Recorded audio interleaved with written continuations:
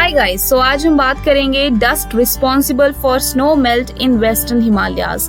This is the new study done by Colorado university USA, California university USA and one of the professor from IIT Madras. So this is the very new study and please have a look.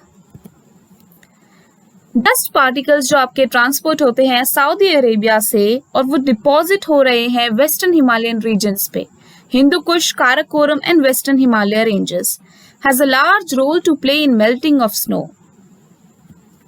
What's the background? Background क्या है इसका ये हमें देखना पड़ेगा because ये बहुत important topic है और इसके फ्यूचर इम्पैक्ट्स बहुत ज़्यादा होंगे अगर हम इस पे स्टडी और नहीं करेंगे और लोगों को अवेयर नहीं करेंगे. तो एक आपका ब्लैक कार्बन होता है जो एमिट होता है बायोमास बर्निंग से, व्हीकलर एमिशन से एंड इंडस्ट्रीज से भी. तो ये जो ब्लैक कार्बन है इसका हाईएस्ट एब्जॉर्बिंग पावर होता है, एक ब्लैक बॉडी की तरह काम करता है और ये अप्रोक्सीमेटली 99% तो एब्जॉर्ब करता है सन की रेडिएशन को.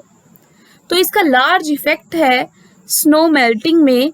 And the first time the role of long distance transported dust in elevating risk of snow melting in the Himalayas has been made. तो ये first time long distance transported dust की एक study की गई है Himalayan ranges पे. तो देखते हैं इसमें क्या लिखा हुआ है. While dust transported as elevated aerosol layers get deposited at 1 to 5 kilometer elevation, जो आपकी dust transport हो रही है एज एलिवेटेड एरोसोल. एरोसोल जो है एक डस्ट मीन्स सॉलिड और लिक्विड का जो कॉम्बिनेशन है वो एक एरोसोल बनाता है. बहुत छोटे छोटे पार्टिकल्स होते हैं, इन माइक्रोमीटर्स, इन नैनोमीटर्स ये एरोसोल होते हैं और ये जितना छोटा पार्टिकल होगा वो उतना ही ऊपर होगा, राइट. सो ये एक हाई एलिवेशन पे ये पार्टिकल्स होते हैं और ये क्लाइमेट चेंज, ग्लोबल वार्मिंग में ये इनका काम होता है. तो ये डिपॉजिट हो जाते हैं 1 से 5 किलोमीटर एलिवेशन पर. Black carbon emission is mostly a surface phenomena. जो आपका ब्लैक कार्बन है उसका एक सरफेस फिनोमिना होता है and influences the melting of snow from surface to about 3 kilometre elevation. 3 kilometre तक ये स्नो मेल्ट कर देता है.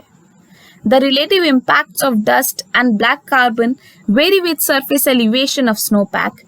This is in addition to snow melt caused by warming due to climate change. Climate change की वजह से तो हो ही रहा है snow melting, लेकिन ये एक addition है जो एक dust की वजह से हो रहा है. Earlier studies have shown that the magnitude of snow mass decreases about 1 millimeter per year at 1 kilometer elevation. इससे पहले भी studies हुई हैं जिसमें हमें पता चला था कि 1 millimetre per year at 1 kilometre elevation decrease होता है स्नो और 5 millimetre per year 4.5 kilometre elevation पे and 3 millimetre per year at 6 kilometre elevation पे.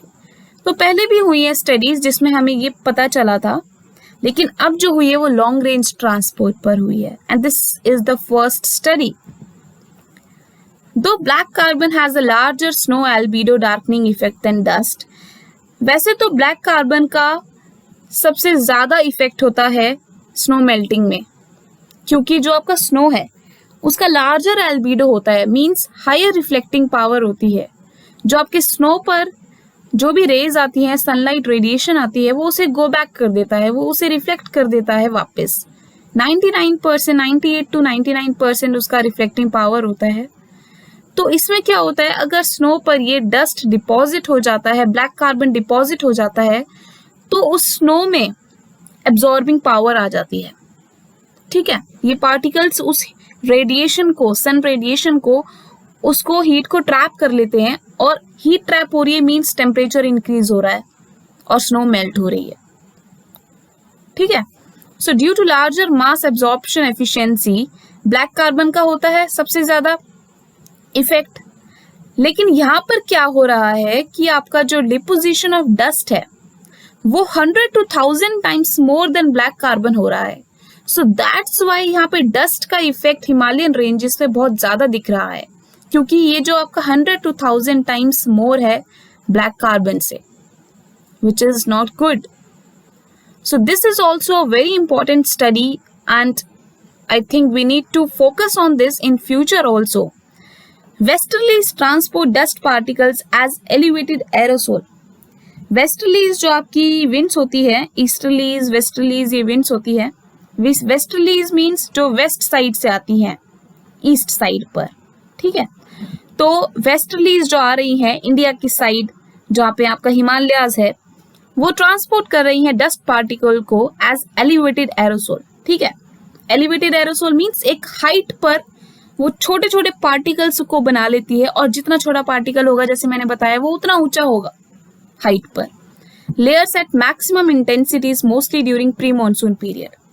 अब ये क्या हो रहा है कि प्री मॉनसून पीरियड से अब ये क्या हो रहा है कि जो वेस्टर्लीज हैं वो ट्रांसपोर्ट करती हैं डस्ट पार्टिकल को as a aerosol layers at maximum intensities mostly during pre monsoon period.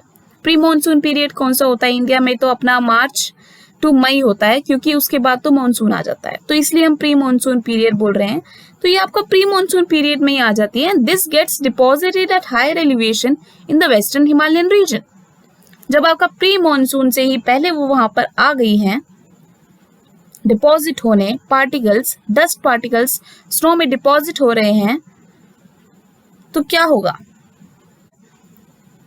Due to global warming, snow cover at lower elevation in the Himalayas will occur less frequently or totally disappear compared with snow cover at higher elevation.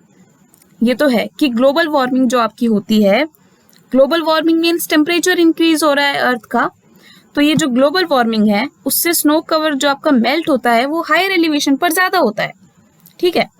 The annual contribution of dust to snow melt will therefore likely increase in the future as the black carbon effect at lower elevation weakens with dwindling snowpack.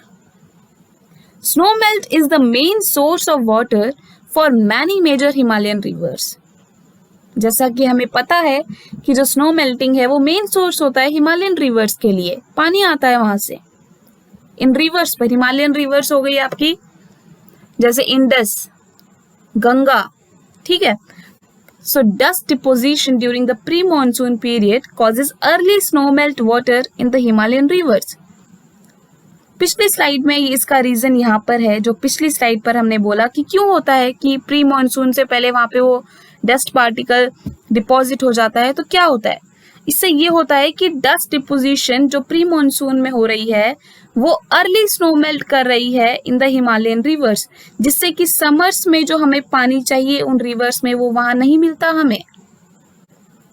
सो ये एक शुरुआत है कि अभी तो थोड़ा हो रहा है कि हमें समर्स में रिवर्स में पानी कम मिल रहा है इस वजह से, लेकिन आपको पता है कि climate change, global warming increase होता जा रहा है, and emission of particles, black carbon also and aerosol also from industries, vehicular emission, biomass burning and other things also which are emitting these particles.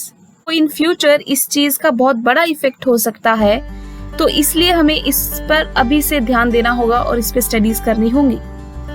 So that's all. If you like, please do like, share and subscribe and press the bell icon. Thank you so much.